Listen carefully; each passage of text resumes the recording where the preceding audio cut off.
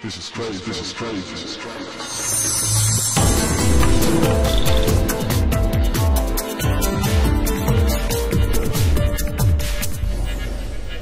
Who are you and what do you do? I'm Andy Ebon. I own the Wedding Marketing Network based in Las Vegas, and I also publish the weddingmarketingblog.com. The last 10 years or so I've been a webmaster. I used to say that I'm a marketing guy disguised as a webmaster, and my history before that is 25 years in the DJ industry, so I'm very familiar with brides, weddings, and marketing to brides. Excellent. With today's business being as competitive as it is, what two technology tools, or what maybe one technology tool can a business use to differentiate themselves? I would say that a year ago it was recommended that every business get a blog. Today it's an absolute that every business have a blog. From a technical standpoint, the most important part of a blog is that by adding content onto a blog, you are pleasing the search engines, and you will improve your visibility and ranking within the search engines radically. The sidebar to that is by adding valuable content, you are providing new information to your peers, to your industry peers, and to the brides that may come to your website, and that's all good as a package. How can a person get started with a blog? Well, the three easiest, most direct methods are three different resources. Typepad.com, which is a free or paid service. Blogger.com, which comes from our friends at Google, who seem to be everywhere.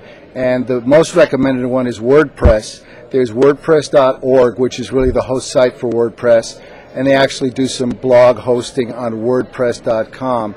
The reason WordPress is what most experts recommend is you can have a WordPress blog that sits on your website server. So when your blog gets activity, it is the same as your website having activity, and that helps you overall in the search engines. Awesome. What is the biggest downfall with businesses' websites in today's market? With businesses' websites, number one, I don't think people keep them fresh. They get stale from a content standpoint.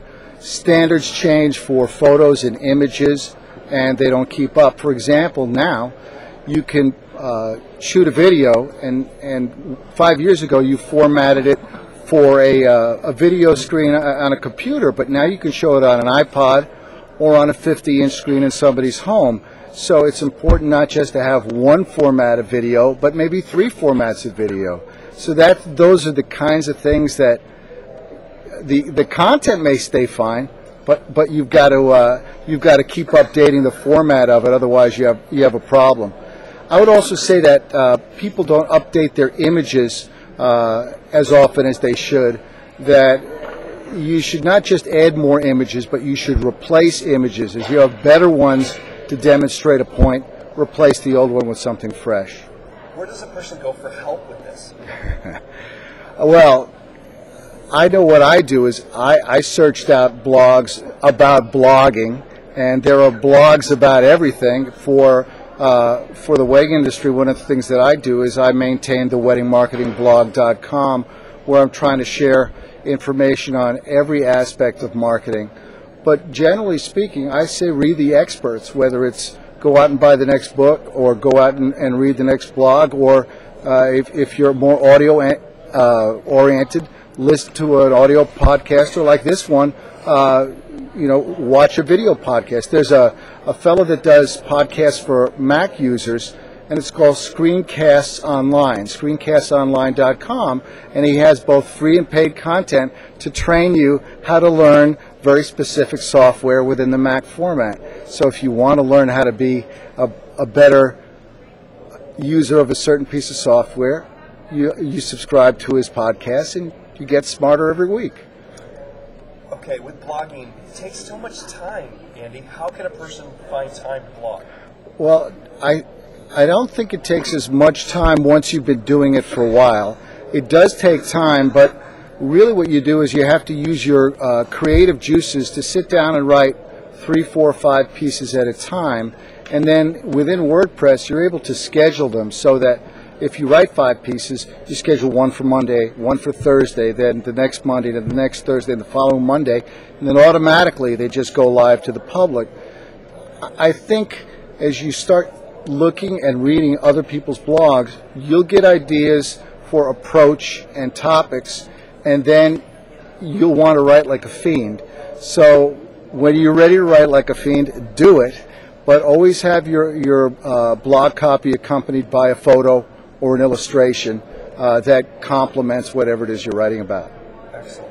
Where do you see the wedding industry going in the next 5 years? Oh, where do I see the wedding industry going in the next 5 years? That's a huge one. I would say that the big issue is, and I'll be talking about this a little bit in my morning presentation, Marketing and Selling to the 21st Century Bride. I think that the millennials, which are the younger person, the younger generation than Generation X, are highly technically comfortable, and that they are as likely, for example, to use their iPhone to search the web as they are to do it at their desk. So we have to communicate with them the way they want to be communicated with. So I was talking before about resizing videos for an iPhone or for another portable phone. That's an example of it. I encourage businesses to text their 20-something-year-old clients to remind them they have an appointment. What's going to change in simple terms is that we need to communicate with the bride the way she wants to be communicated with. Somebody said to me at a seminar about 2 months ago, they said, the bride's not getting older. The average age of a bride is still 27 or 28. You're getting older. So if you've been in the business 10 or 15 years, then you're getting older. You're allowed to get older chronologically, but you need to think young. Excellent. Leave something with the West Michigan Wedding Association that is from who you are.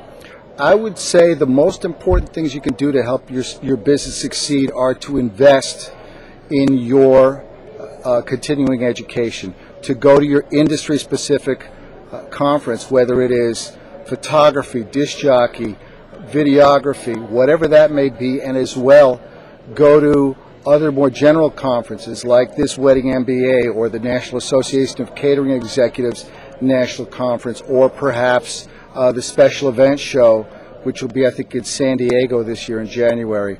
If you can pick one industry conference and one industry-specific conference to you and one more general, then I think you will make a lot of contacts. You can't avoid learning new things, and you'll get excited.